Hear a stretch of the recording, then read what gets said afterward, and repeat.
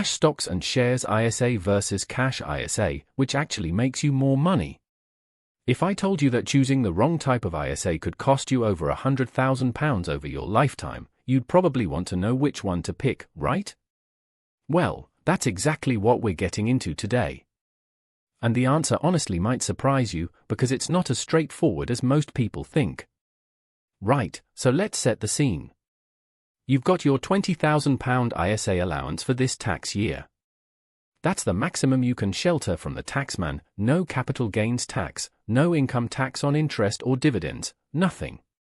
It's genuinely one of the best deals HMRC gives us, and yet millions of people either don't use it at all or, and this is the bit that gets me, they use it in a way that could be quietly costing them a fortune.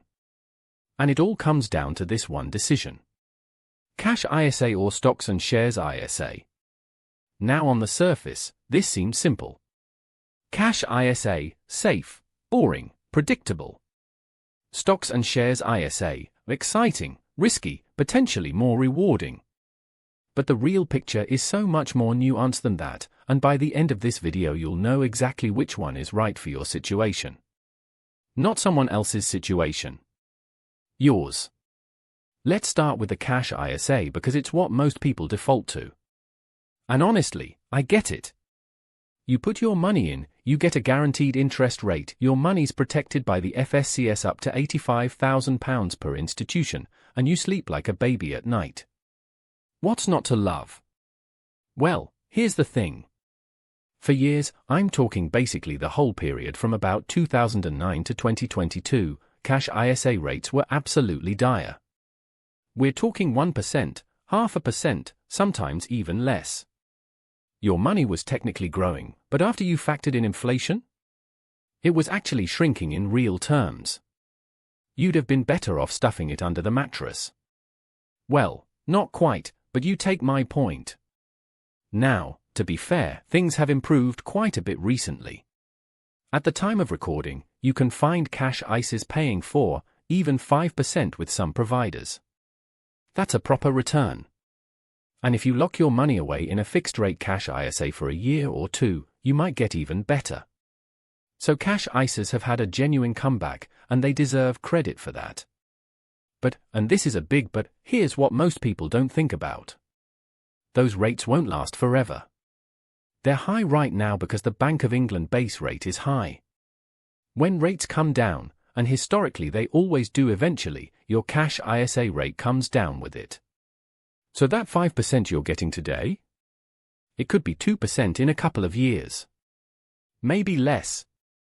And that matters because of something most people massively underestimate, which is the long-term impact of inflation. Even at a modest inflation rate of, say, 3%, which is roughly the long-term UK average, your money loses about half its purchasing power over 20 years. Half. So if your cash ISA is only just keeping pace with inflation, you're basically running to stand still. Okay, so now let's talk about the stocks and shares ISA. This is where you're investing your money, typically into funds, investment trusts, individual shares, bonds, or a mix of all of them, inside that same tax-free ISA wrapper. And the big headline number that gets thrown around is this: historically, the UK stock market has returned somewhere around 8 to 10% per year on average over the long term. The global stock market, similar story. Now obviously you need to adjust for inflation, so in real terms you're looking at more like 5 to 7%. But that still absolutely dwarfs what cash ISAs have delivered over the same period. Let me put some actual numbers on this to make it real. Say you invest £200 a month, that's about 50 quid a week, which is doable for a lot of people. If you put that into a cash ISA averaging, let's be generous, 3% over 30 years, you'd end up with roughly £117,000. Not bad. But if you put that same 200 quid a month into a stocks and shares ISA averaging 7% over 30 years, you'd end up with around £243,000. That's more than double. Over £120,000 more, from exactly the same monthly contribution. That's not a rounding error. That's life-changing money. That could be the difference between a comfortable retirement and a stressful one. And that's the power of compound growth. Your returns earn returns, which earn more returns, and over decades it snowballs. Einstein supposedly called it the eighth wonder of the world. I don't know if he actually said that, but whoever did had a point. So case closed then? Stocks and shares ISA wins, everyone go home? Well, not so fast. Because here's where it gets properly important, and where I think a lot of finance content gets it wrong. They show you those big numbers and go, see, investing always wins. But they gloss over something critical. Risk. When you invest in a stocks and shares ISA, your money can go down. And I don't mean a little wobble. I mean properly down. During the 2008 financial crisis, the FTSE 100 dropped about 30%. During the COVID crash in March 2020, it fell over 30% in about a month. If you'd had £50,000 invested and you watched it drop to £35,000 in a matter of weeks, how would you have felt? Honestly? Because here's what actually happens in practice. People panic. They sell at the bottom. They crystallize their losses. And then they sit on the sidelines while the market recovers without them. The long-term average returns only work if you actually stay invested for the long term. And that requires a level of emotional discipline that, frankly, most people underestimate. So this brings us to the real question, which isn't which one makes more money. It's which one is right for me, right now, given my actual life. And I think the best way to answer that is to think about three things. Your time horizon, your financial stability, and your temperament. First, time horizon. This is the single most important factor. If you need the money within the next 1 to 3 years, maybe you're saving for a house deposit, or you've got a big expense coming up, a cash ISA is almost certainly the right call. Full stop. You cannot afford to have the market drop 20% 6 months before you need to complete on a house. That's not a risk worth taking. But if you're investing for 5 years or more, and ideally 10, 15, 20 years plus, then history very strongly favors a stocks and shares ISA. Over any 20-year period in modern history, the stock market has delivered positive returns. Not guaranteed for the future, of course, but the track record is compelling. Second, financial stability. Before you even think about investing, you need an emergency fund. 3 to 6 months of essential expenses, sitting in easy access cash.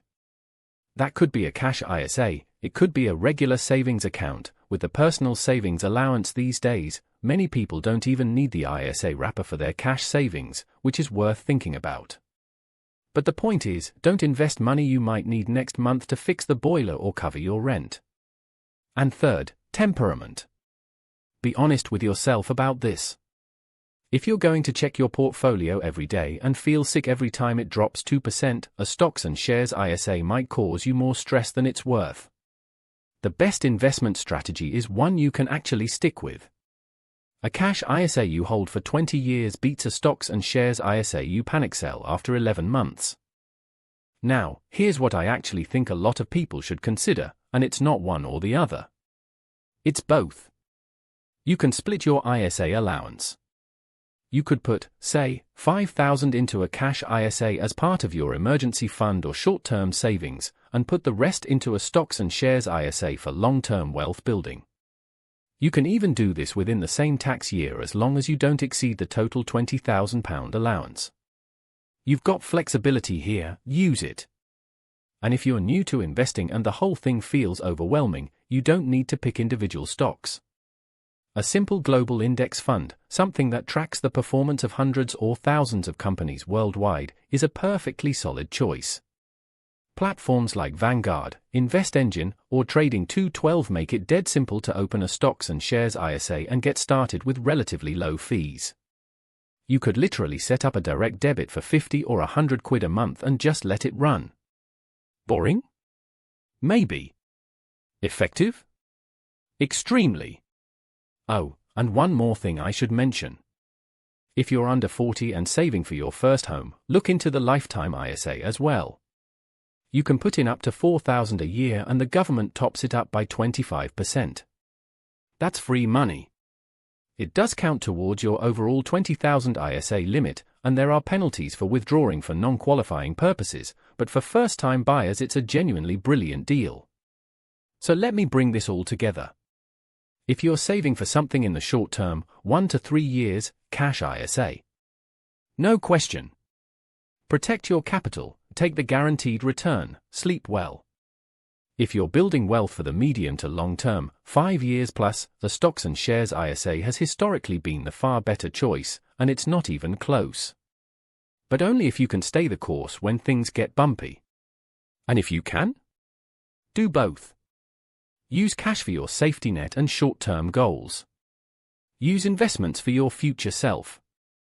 Your 65-year-old self will be very, very glad you did. The worst thing you can do? Nothing. Letting your money sit in a current account earning 0% while inflation eats it alive, that's the real risk nobody talks about enough. Not investing is itself a financial decision, and over time, it's usually a costly one. Right, that's it for today. If this helped you think more clearly about where to put your money this tax year, do me a favor, hit that subscribe button and leave a comment telling me which one you're going with. Cash ISA, stocks and shares ISA, or a bit of both. I genuinely read the comments and I'd love to know. And if you want to go deeper on how to actually choose your first index fund, I've done a full video on that, I'll link it right here. Go watch that next, and I'll see you there.